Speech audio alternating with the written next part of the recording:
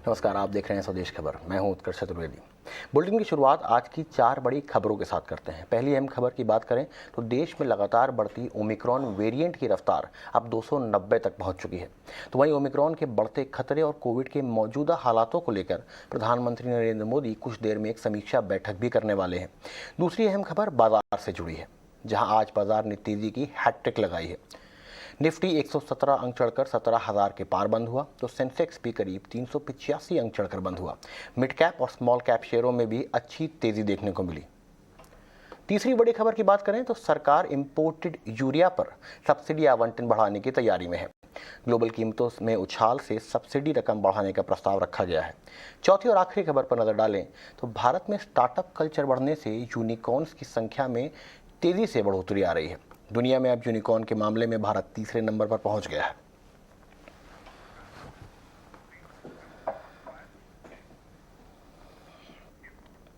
बात कर लेते हैं भारत में ओमिक्रॉन वेरिएंट की। भारत में ओमिक्रॉन वेरिएंट के मामले लगातार बढ़ते हुए 290 तक पहुंच चुके हैं। पिछले 24 घंटों में कुल 76 नए मामले सामने आए हैं। देश के 16 राज्यों में ओमिक्रॉन केस मिले हैं। महाराष्ट्र, दिल्ली, तेलंगाना, राजस्थान और कर्नाटक, ये वो 5 राज्य हैं जिनमें कोरोना के सबसे ज़्यादा मामले सामने आए हैं। वहीं ओमिक्रॉन के कुल मामलों पर राज्यवार नज़र डालें तो महाराष्ट्र में 65, दिल्ली में 64 केसेस डिटेक्ट हुए हैं, जबकि तमिलनाडु में 34, कर्नाटका में 31, तेलंगाना में 24 केस मिले हैं। राजस्थान में 21, केरल में 24, गुजरात में 14, जम्मू कश्मीर में 3, आंध्र प्रदेश में 2, उड़ीसा में 2 मामले सामने आए हैं, जबकि उत्तर प्रदेश में 2, चंडीगढ़ में 1, लद्दाख में 1, उत्तराखंड और पश्चिम बंगाल में 1-1 ओमिक्रॉन के मामले सामने आए हैं। वहीं देश में कुल 104 ओमिक्रॉन मरीज ठीक भी हो चुके हैं, जिनमें महाराष्ट्र में 35, दिल्ली में 23, राजस्थान में 19, कर्नाटक में 15, गुजरात में 4, जम्मू और कश्मीर में 3, आंध्र प्रदेश में 1, उत्तर प्रदेश में 2, लद्दाख में 1 और पश्चिम बंगाल के 1 मरीज शामिल हैं।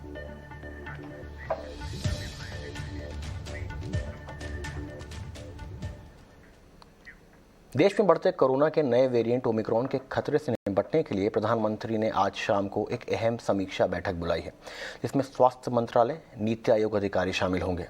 समीक्षा बैठक में कोरोना वैक्सीन की दूसरी डोज का दायरा बढ़ाने पर, बूस्टर डोज पर चर्चा हो सकती है। वहीं बैठक के लेकर लगातार जानकारी दे रहे हैं हमारे संवाददाता समीर दीक्षित। समीर, कुछ आधे घंटे बचे हैं इस मीटिंग के लिए, क्या क्या इंपॉर्टेंट पहलू हैं जिन पर नज़र होगी? पहली चीज़ बूस्टर डोज की बात कर सकते हैं, और दूसरा कि हम अभी नए साल में जा रहे हैं, क्रिसमस है, तो क्या फेस्टिव सीजन पे थोड़ी पाबंदियां लग सकती हैं?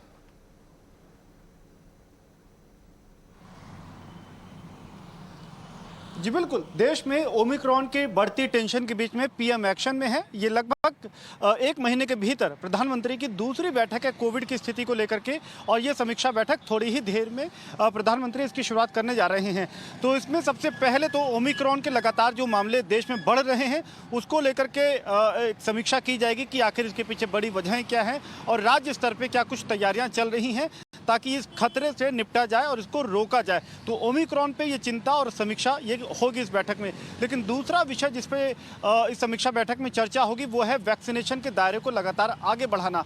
माना जा रहा है कि सरकार जो जोर दे रही है कि देश की एलिजिबल पॉपुलेशन को फुल वैक्सीनेशन के दायरे में ज़्यादा लाया जाए। अभी तक 60% से ज़्यादा आबादी को लाया जा चुका है, जो अच्छे संकेत है, लेकिन इसमें और गति लाने पर विचार किया जाएगा। तीसरा पहलू जिस पे चर्चा होना है वो है बूस्टर डोज को लेकर के। लगातार जो मेडिकल फ्रेटर्निटी है वो बूस्टर डोज की मांग कर रही है, साथ ही ये एक राजनीतिक विषय भी बनता जा रहा है, तो बूस्टर डोज पर भी चर्चा होगी।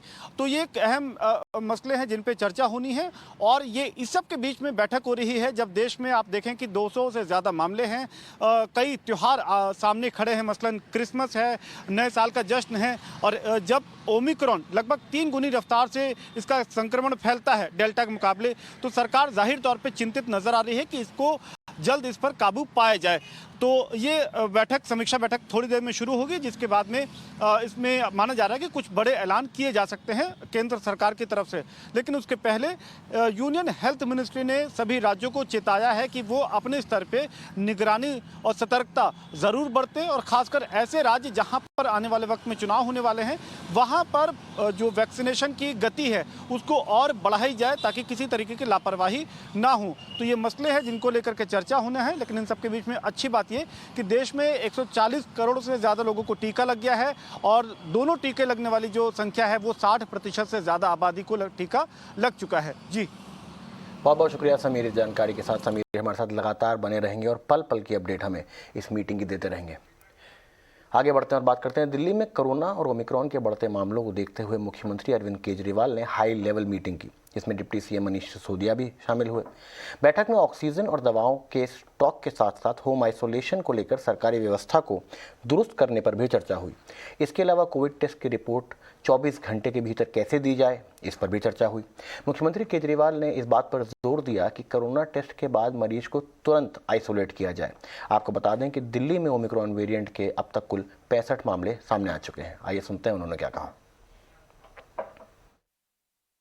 ओमिक्रॉन की मोटे मोटे तौर पे दो कैरेक्टरिस्टिक्स हैं। एक तो ये कि ये फैलता बहुत तेज़ी से, दूसरा ये कि ये काफ़ी माइल्ड है। इसमें हॉस्पिटलाइजेशंस कम होते हैं, मौतें भी काफ़ी कम होती हैं। इसको ध्यान में रखते हुए हमने अपनी सारी तैयारियां की हैं। पहली चीज़ तो अगर ये फैलता बहुत तेज़ी से तो हमारा वो वाला इंफ्रास्ट्रक्चर काफ़ी स्ट्रॉन्ग होना चाहिए। तो हमने 3 लाख टेस्ट डेली करने की अपनी कैपेसिटी बनाई है। चलिए, ये थे दिल्ली के मुख्यमंत्री अरविंद केजरीवाल आपके सामने। आगे बढ़ते हैं। देश में लगातार कोरोना के नए वेरिएंट ओमिक्रॉन का खतरा बढ़ता ही जा रहा है, लेकिन लोगों की लापरवाही थमने का नाम नहीं ले रही है। चलिए आपको 3 तस्वीरों के जरिए दिखाते हैं कि किस तरह लोगों की लापरवाही एक नए संकट को दावत दे रही है। पहली तस्वीर है दिल्ली के पहाड़गंज की, जहां राज्य सरकार की सख्ती का लोगों पर असर दिखता नजर नहीं आ रहा है। लोग बिना मास्क के ही सड़कों पर घूमते नजर आए। तो वहीं दूसरी तस्वीर है लाजपत नगर की, जहां लाजपत नगर मार्केट में क्रिसमस से पहले खरीदारी के लिए लोगों की भारी भीड़ देखी गई। इस दौरान लोग कोविड गाइडलाइंस की जमकर धज्जियां उड़ाते दिखे।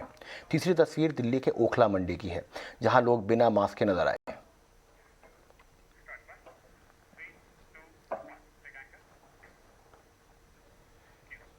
लगातार बढ़ते ओमिक्रॉन के संकट के बीच दिल्ली की दरियागंज मंडी में लोगों की लापरवाही का जायजा लिया हमारे संवाददाता मोहित ने।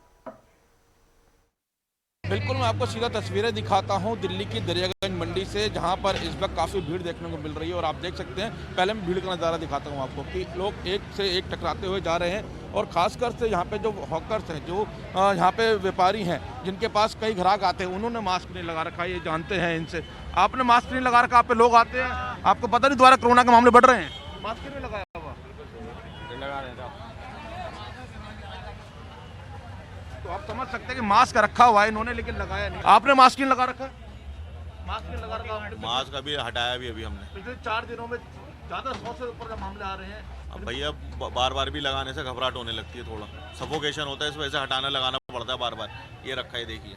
हम औरों पे जा रहे हैं, जिन पे जा रहे हैं सिर्फ वही लगा रहे हैं। आपके सामने हम लोग तो हैं, लेकिन फिर भी आप लगा रहे हैं। जाओ काम करो। तो नैना, लोगों की जो प्रतिक्रिया है, जो लोगों के रिएक्शन है, वो बता रहे हैं कि वो समझते हैं कि वो गलती कर रहे हैं, लेकिन उसके बावजूद वो लोग मास्क नहीं लगा रहे हैं। और आप देख सकते हैं मंडी का नज़ारा, किस तरीके से भीड़ है। जो डीडीएमए की गाइडलाइंस है उसको बिल्कुल यहाँ पे दरकिनार किया गया है, कोई उसको फॉलो नहीं कर रहा है। शादी ब्याह के फंक्शनों को लेकर जो गाइडलाइंस आई हैं, क्रिसमस और नए साल को लेकर जो गाइडलाइंस आई हैं, वो एक तरफ है, लेकिन जब तक लोग उसके प्रति जागरूक नहीं होंगे तो आप समझ सकते हैं कि संक्रमण का खतरा जो है वो बढ़ेगा। और पिछले 6 महीनों के मुकाबले में देखें तो पिछले 4 दिनों में कोरोना के जो संक्रमित मामले हैं उसमें रिकॉर्ड तोड़ दिल्ली में वृद्धि हुई है। रात की बात यह है कि इससे भी किसी की कैजुअलिटी नहीं हुई है, लेकिन जो लोगों का बिहेवियर है वो आप यहाँ देख सकते हैं। खासकर जो व्यापारी हैं, जो हॉकर्स हैं, बिना मास्क के बैठे हुए हैं। वो लोग हैं जिनके पास बड़ी संख्या में लोग आते हैं, सब्जी लेते हैं और अपने घरों की तरफ जाते हैं, या अपने व्यापार की जो जगह है वहाँ जाते हैं। तो आप देख सकते हैं पूरी मंडी का नज़ारा और लोगों की रिएक्शन हमने आपको दिखाए हैं कि किस तरीके से लोग जो हैं गलती मान रहे हैं, लेकिन उसके बावजूद मास्क लगाने को तैयार नहीं है। जी देखिए, कोविड के मामले बढ़ रहे हैं और आप कोविड अप्रोप्रिएट बिहेवियर का हर समय पालन करें। आगे बढ़ते हैं और बात कर लेते हैं बाजार की। बाजार में लगातार तीसरे दिन अच्छी तेजी देखने को मिली। निफ्टी 117 अंक चढ़कर 17,000 के ऊपर पहुंच चुका है। वहीं सेंसेक्स में भी आज 385 अंकों की मजबूती दिखी। लेकिन ब्रॉडर मार्केट्स का कैसा रहा हाल, कहां दिखा सबसे ज्यादा एक्शन, बताने के लिए हमारी सहयोगी पूजा त्रिपाठी जुड़ रही हैं। पूजा। ओमिक्रॉन को लेकर जो समस्या लगातार जो आंकड़े निकल कर आ रहे हैं उससे भी कहीं ना कहीं टेंशन नहीं, क्योंकि बाजार को कॉन्फिडेंस है कि सरकार ये जो पूरे सिचुएशन है उससे काफ़ी अच्छी तरीके से निपट सकती है। और तीसरी की FIIs की जो लगातार बिकवाली हो रही है उसके सामने DIIs काफ़ी खरीदारी कर रहे हैं, तो एक बैलेंस बना हुआ है। इसी वजह से हम देख रहे हैं कि मार्केट पे उसका इम्पैक्ट नहीं है और जो ग्लोबल संकेत अच्छे आ रहे हैं उसके चलते हम देख रहे हैं कि बाजार में लगातार तेजी बनी हुई है। निफ्टी में 17,000 से ऊपर के लेवल्स आज दिखे और 117 अंक चढ़कर आज निफ्टी बंद हुआ। सेंसेक्स करीब 380 अंक से ज्यादा की तेजी यहां पर दिखी और बैंक निफ्टी में भी करीब 162 अंकों की बढ़त देखी गई। और इसके अलावा मिड कैप और स्मॉल कैप इंडेक्स ने भी आज की तेजी में कंट्रीब्यूट किया और सभी सेक्टोरल इंडेक्स आज हरे निशान में ही कारोबार करते हुए दिखाई दिए। निफ्टी में चढ़ने वाले शेयरों की बात करें तो power grid, IOC, ONGC, ITC ये कुछ ऐसे स्टॉक्स थे जो कि टॉप गेनर्स थे।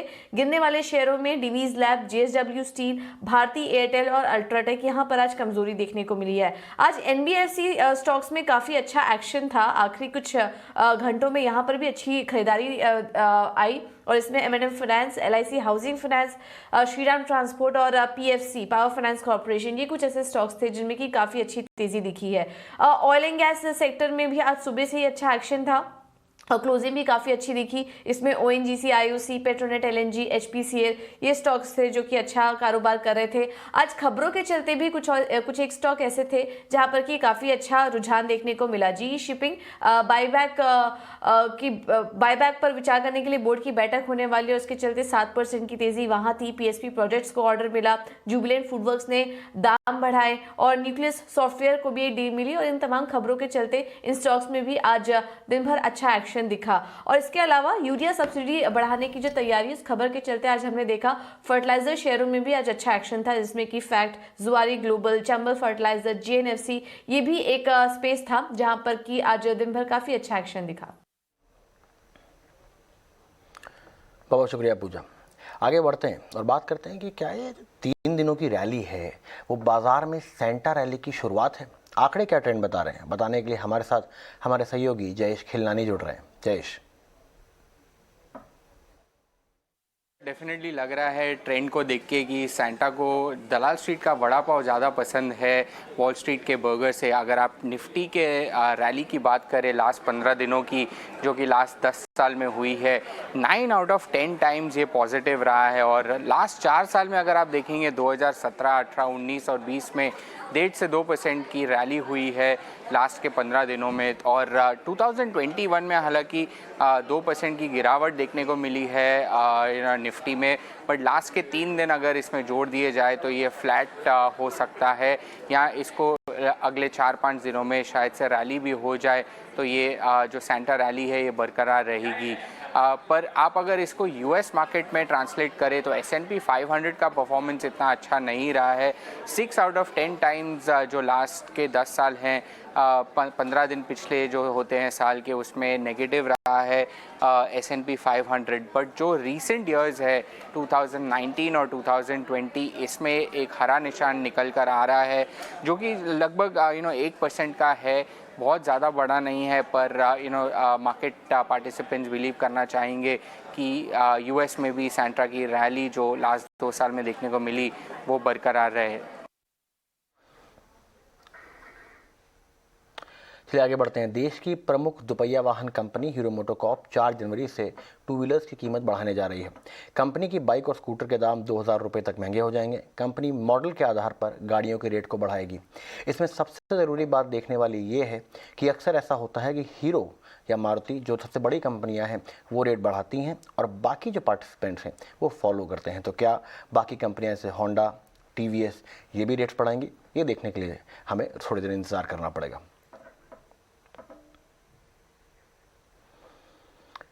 अब बात कर लेते हैं स्टार्टअप्स की। भारत में स्टार्टअप कल्चर बढ़ने से यूनिकॉर्न्स की संख्या में तेज़ी से बढ़ोतरी आई है। दुनिया में अब यूनिकॉर्न के मामले में भारत 3रे नंबर पर पहुंच गया है। आखिर क्या कह रहे हैं, कौन कौन सी कंपनियों में इन्वेस्टमेंट और बिजनेस के माहौल को बदला है, बताने के लिए हमारे साथ जुड़ रहे हैं हमारे सहयोगी शरद। 2021 जो साल था वो भारत का था वो आपके स्टार्टअप्स का था और आपके यूनिकॉर्न्स का था। और ये बहुत इंटरेस्टिंग बात है। और जो तीसरे पोजीशन पे जो आपके जो यूनिकॉर्न्स ऐड हुए हैं पूरे साल में, वो जो था ऑल ओवर द वर्ल्ड में भारत नंबर 3 पे आया था। यूके की जो मार्केट है उन्हें वो पिछाड़ दिया भारत। और उसके अलावा बहुत इंपॉर्टेंट बात ये है कि 30 से ज़्यादा जो यूनिकॉर्न जो है इस साल ऐड हुए हैं। अगर ओवरऑल टैली देखें तो 50 से ज़्यादा जो है यूनिकॉर्न्स इंडिया में जो है आए हैं। अगर अब देखा जाए तो यूके की जो मार्केट है वो 4th लार्जेस्ट है और इंडिया की जो है मार्केट 3rd लार्जेस्ट हो गई है अगर आप यूनिकॉर्न एडिशंस के बारे में देखें। हाँ, हम लोग थोड़े पीछे ज़रूर है चाइना और यूएस का मार्केट लेके। अगर उनका जो ओवरऑल मार्केट शेयर है वो ऑलमोस्ट 75% है आपके यूनिकॉर्न शेयर्स में, लेकिन भारत पीछे नहीं है। और अब जो है तीसरा हो चुका है। और अब एडिशंस देखे आंकड़े तो बहुत प्रॉमिसिंग लग रहे हैं। टेक, डिजिटाइजेशन, कोई भी सेगमेंट ले लीजिए, सारे सेगमेंट्स में बहुत अच्छी ग्रोथ देखने मिल रही है। और अब हम जो है जो दिग्गज स्टॉक्स है, जो आपके जो दिग्गज कंपनीज हैं वो भी आ रहे हैं आपके स्टार्टअप स्पेस में और लिस्टिंग में। तो वो टॉप 5 जो आईपीओज और जो स्टार्टअप्स है उस पर हम लोग फोकस करेंगे। तो सबसे पहला है आपका बाइजूस का। इसका रैंक नंबर 1 पे है। जो वैल्यूएशन देखे तो लगभग $21 बिलियन का है। उसके अलावा इनमो भी आती है, ओयो आता है, इनमें भी लगभग 12 से लेके $9.5 बिलियन का जो है वैल्यूएशंस देखने मिला है। और आखिर में हम बात करेंगे रेजर पे की, जो फिनटेक कंपनी है, उनके वैल्यूएशंस लगभग $7.5 बिलियन पे है। और आखिर में आपके जो ओला है, जो लिस्टिंग के कैंडिडेट है, इनका भी लगभग $7 बिलियन का वैल्यूएशन है। भारतीय कंपनी हेवेल्स ने आज राजस्थान में अपना नया वॉशिंग मशीन प्लांट लॉन्च कर दिया। 50 एकड़ पर बना ये मैन्युफैक्चरिंग प्लांट इंडस्ट्री 4.0 को शोकेस करता है। यानी कि इस मैन्युफैक्चरिंग प्लांट में बनने वाले सारे एसी और वॉशिंग मशीन में एडवांस रोबोटिक्स और M2M के सहयोग से बनाया जाता है। तो क्या कुछ है इस प्लांट में खास, बता रहे हैं हमारे संवाददाता दानिश आनंद। इस समय हम मौजूद हैं हैवेल्स की गिलहौत राजस्थान की फैसिलिटी में, जहां पर कंपनी वॉशिंग मशीन्स और एसीज़ को मैन्युफैक्चर करती है। ये जगह काफ़ी खास इसलिए है क्योंकि कंपनी का कहना है कि इस फैसिलिटी के अंदर जितने भी एसीज़ और वॉशिंग मशीन्स मैन्युफैक्चर होती हैं वो इंडस्ट्री 4.0 के साथ ही मैन्युफैक्चर होती हैं। तो क्या है ये इंडस्ट्री 4.0 और कैसे हैवेल्स इंडस्ट्री 4.0 का उपयोग कर इन वॉशिंग मशीन्स और एसीज़ को बनाता है, अंदर चलकर देखते हैं और पता लगाते हैं कि कैसे एक ऑटोमेशन और रोबोटिक्स पूरी तरह से इन यूनिट्स को बनाने में काम कर रही हैं। एक बार जब आप इस फैसिलिटी के अंदर कदम रखेंगे तो यहाँ पे ऑटोमेशन और IoT और रोबोटिक्स के लेवल देखकर आप ज़रूर चौंक जाएंगे। आप मेरे अगर लेफ्ट में देखेंगे तो ये एक बेसिक एरिया है जहाँ पर पेंट शॉप से इस आउटडोर यूनिट की बेसिक असेंबली हो रही है। और जैसे कि आप देख सकते हैं यहाँ पे एक रोबोटिक आर्म जो है वो एक कंप्रेसर को उधर उस पर फिट कर रही है उस यूनिट के अंदर। और एक बार जब ये फिट हो जाता है तो कन्वेयर बेल्ट के थ्रू ये दूसरे सेक्शन पे जाता है। सबसे सरप्राइजिंग बात इस जगह की ये है कि हैवेल्स यहाँ पर एक सिंगल कन्वेयर बेल्ट पर 50 के ऊपर एसी के मॉडल्स को मैन्युफैक्चर करता है। और अगर किसी भी यूनिट में किसी और मॉडल का अगर कंप्रेसर भी लग जाता है तो सिस्टम उसको ऑटोमेटिकली रिजेक्ट कर देता है। ये इसलिए पॉसिबल है क्योंकि ये जो पूरी फैसिलिटी है वो इंडस्ट्री 4.0 पर बेस्ड है। और industry 4.0 is all about IoT, robotics and machine to machine learning. और इन्हीं सब चीज़ों का इस्तेमाल हैवेल्स यहाँ पर कर रहा है। ना कि सिर्फ शुरुआत में ये इंडस्ट्री 4.0 या रादर ये रोबोटिक्स इन्वॉल्व है, लेकिन एक आउटडोर यूनिट की मैन्युफैक्चरिंग से लेके उसकी पैकिंग तक रोबोटिक्स पूरी तरह से यहाँ पे इन्वॉल्व है। ना कि सिर्फ आउटडोर यूनिट की बात, लेकिन अगर हम इंडोर यूनिट की बात भी करें तो जिस तरह का प्रोसेस यहाँ पर चल रहा है उसी तरह का प्रोसेस भी इंडोर यूनिट की कन्वेयर बेल्ट पर चल रहा है। हालांकि यहाँ पर थोड़ी बहुत मैनुअल लेबर बिल्कुल इन्वॉल्व है, लेकिन ये कुछ ही पर्टिकुलर सेक्शन जैसे कि ब्रेजिंग स्टेशन में इन्वॉल्व है क्योंकि ये थोड़ा क्रिटिकल एलिमेंट है इस पूरे एसी की आउटडोर यूनिट के मैन्युफैक्चर करने का, क्योंकि यहाँ पर काफ़ी गैसेस का इस्तेमाल होता है। तो कुल मिलाकर अगर देखा जाए तो इंडस्ट्री 4.0 का इस्तेमाल हैवेल्स अपने ना कि सिर्फ एसी मैन्युफैक्चरिंग में बल्कि वॉशिंग मशीन मैन्युफैक्चरिंग में भी कर रहा है। तो ये थे हमारे सहयोगी दानिश आनंद। अब बात कर लेते हैं चुनावी प्रदेश यानी उत्तर प्रदेश की। काशी विश्वनाथ कॉरिडोर के लोकार्पण के बाद 10 दिन के अंदर दूसरी बार प्रधानमंत्री नरेंद्र मोदी वाराणसी दौरे पर हैं। पीएम मोदी ने वाराणसी में 870.16 करोड़ से अधिक लागत वाली 22 विकास परियोजनाओं का लोकार्पण किया। साथ ही 1225 करोड़ की 5 परियोजनाओं की आधारशिला रखी। इनमें सबसे बड़ा प्रोजेक्ट 475 करोड़ से करखियाव में बनारस में बना डेयरी संकुल है। 30 एकड़ भूमि में फैले इस डेयरी का निर्माण 2 साल में हो जाएगा। प्लांट में प्रतिदिन 5 लाख लीटर दूध उत्पादन का लक्ष्य है। साथ ही इस दौरान पीएम मोदी ने विपक्ष पर भी जमकर हमला बोला। वाराणसी को और सुंदर, सुगम और सुविधा संपन्न बनाने के वाली 1500 करोड़ रुपए से अधिक की परियोजनाओं का लोकार्पण और शिलान्यास भी हुआ है।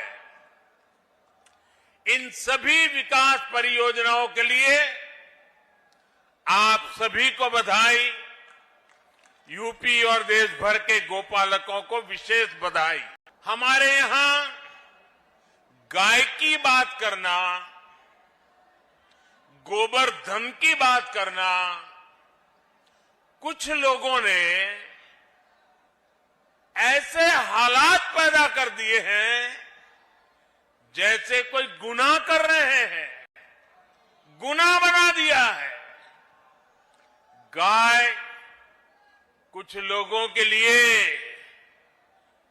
गुनाह हो सकती है, हमारे लिए गाय माता है, पूजनीय है। गाय भैंस का मजाक उड़ाने वाले लोग ये भूल जाते हैं कि देश के 8 करोड़ परिवारों की आजीविका ऐसे ही पशुधन से चलती है। चलिए, ये थे प्रधानमंत्री नरेंद्र मोदी चुनावी प्रदेश उत्तर प्रदेश में। आगे बढ़ते हैं। भारत में सेवा देने वाली फ्लाइट में अब जल्द ही भारतीय संगीत का रंग चढ़ सकता है।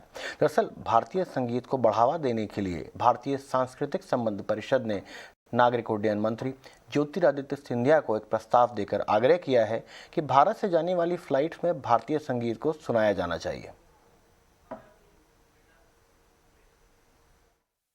हमें पूरी उम्मीद है, क्योंकि ये जनता की आवाज है। ये संगीत के क्षेत्र की सारी हस्तियां, वसीफुद्दीन डागर साहब, पंडित संजीव अभ्यंकर, पंडित शौनक अभिषेकी, रीटा गांगुली जी आज यहाँ पर उपस्थित नहीं हो पाई, मगर ऐसे भी कई लोग, अनु मलिक जी, तो संगीत के हर शाखा के लोग यहाँ इकट्ठा आकर मंत्री जी की उपस्थिति में हमने ये भूमिका रखी है कि भारत में काम करने वाली एयरलाइंस, एयरक्राफ्ट में भारतीय संगीत को ही प्रधानता दे, वही बचाए।